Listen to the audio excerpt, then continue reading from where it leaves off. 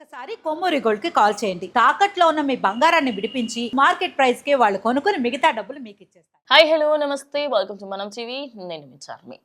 Scams నుంచి దూరంగా ఉండండి. అదే విధంగా మీ బ్యాంక్ ఖాతాలు ఖాళీ అవ్వకుండా మిమ్మల్ని మీరు రక్షించుకోండి. 2018 గుర్తుండే ఉంటుంది కదా. ఆ ఇయర్ ఎలా మర్చిపోతారు. ఓ పరువు హత్య జరిగింది. ప్రణయ్ అమృత. అప్పట్లో వీళ్ళకి సంబంధించి సంచలనంగా మారింది వీళ్ళ ప్రేమ కథ. ఆ ప్రేమ కథకి సంబంధించి ఇప్పుడు ఆయన ఎవరైతే చంపే ప్రయత్నం చేశాడో అమృత వాళ్ళ బాబాయ్, ఆయన జీవిత ఖైదీగా జైల్లో అయితే ఉన్న విషయం మనందరికీ తెలుసు.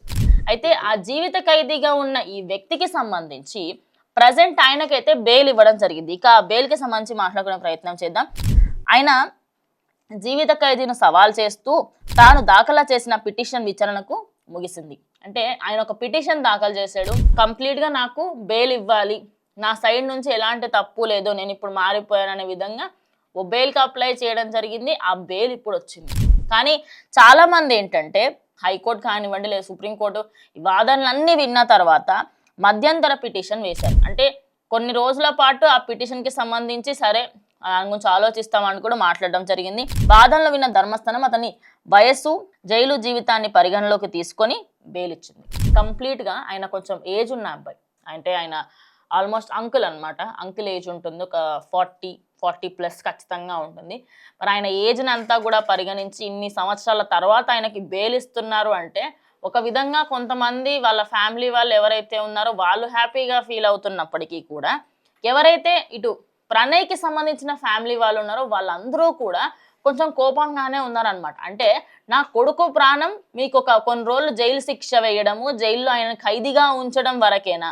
మరి ఆయనకి సంబంధించి ప్రణయ్ అమృత కేసులో మనందరం గుర్తు తెచ్చుకుంటే 2018 ఆయన తను ఇంకా ప్రణయ్ ఇంకా అమృత ఇద్దరూ కూడా నడి రోడ్ మీద హాస్పిటల్కి వెళ్ళి రిటర్న్ వస్తున్న క్రమంలో కత్తితోని అక్కడిదక్కడ ప్రణయ్ని చంపేసే ప్రయత్నం చేశారు. ఓ సుపారీ ఇచ్చి అదేవిధంగా ఇటు తండ్రి చంపించే ప్రయత్నం చేశాడు. ఇక దాని తర్వాత తండ్రి కూడా కొన్ని రోజులకు చనిపోయాడు.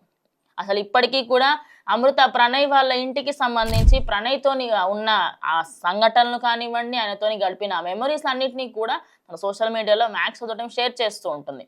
ఇక ఆ అమ్మాయికి సంబంధించి తన లైఫ్లో తన పిల్లాడితో చాలా హ్యాపీగా ఉంది. కానీ ఈ ఘటన విన్న తర్వాత ఆయనకి బెయిల్ ఇవ్వాల్సిన అవసరం ఏంది? ఆయన జీవిత ఖైదీగా ఉంచాలి అనుకుంటే జీవిత ఖైదీగా ఉంచాల్సింది కదా. జీవిత ఖైదీ అంటే ఏంది? కంప్లీట్గా చనిపోయేంత వరకు వాళ్ళ లాస్ట్ చివరి రోజు కూడా అక్కడే ఉండాలి. మరి అలాంటి జీవిత ఖైదీ శిక్షను ఎందుకు ఆపేశారు? ఆపాల్సినంత అవసరం ఏమొచ్చింది? ఒక మనిషి ప్రాణం తీసిన వ్యక్తి విలువ కొన్ని సంవత్సరాలు జైలు శిక్ష అంతేనా? మరి ఆ వ్యక్తి ప్రాణం పోయిన వ్యక్తికి సంబంధించి వాళ్ళ పేరెంట్స్ అయితే ప్రజెంట్ మాట్లాడుతూ ఉన్నారు. మరి ఎందుకు ఇచ్చారు ఏంటి అని చెప్పేసి వాళ్ళ పేరెంట్స్ పర్స్పెక్టివ్ ఎలా ఉంటుంది అనేది నాకైతే అదే అనిపిస్తుంది. ఎందుకంటే ఇన్ని రోజుల పాటు మనం దీని గురించి ఎక్కువగా పట్టించుకోలేదు. సరే ఆయన జీవిత ఖైదీ వేశారు కదా, కంప్లీట్గా జైల్లోనే ఉంటారు. కానీ డబ్బులు ఇచ్చి అదేవిధంగా సుప్రీంకోర్టులో విచారణకు పెట్టుకొని ఆయన వయసు వచ్చిన పెద్దదని చెప్పేసి ఇవన్నీ కారణాలతోని ఆయనకి ఇప్పుడు మధ్యంతర బెయిల్ ఇవ్వడము అది కూడా ఎందుకు అవసరం అని చెప్పేసి కూడా కొంతమంది వాదిస్తున్నారు. మరి మీరేమంటారు? ఇటు ప్రణయ్ అమృత కేసు అనే కాకుండా ఈ మధ్య కాలంలో ఎన్నో కేసులు అవుతున్నాయి. మరి ఈ కేసులన్నిటికీ సంబంధించి వీళ్ళకి జీవిత ఖైదీలు వేయడము, లేకపోతే ఓ సంవత్సరం 2 సంవత్సరాల జైలు శిక్షలు వేస్తే సరిపోతుందా?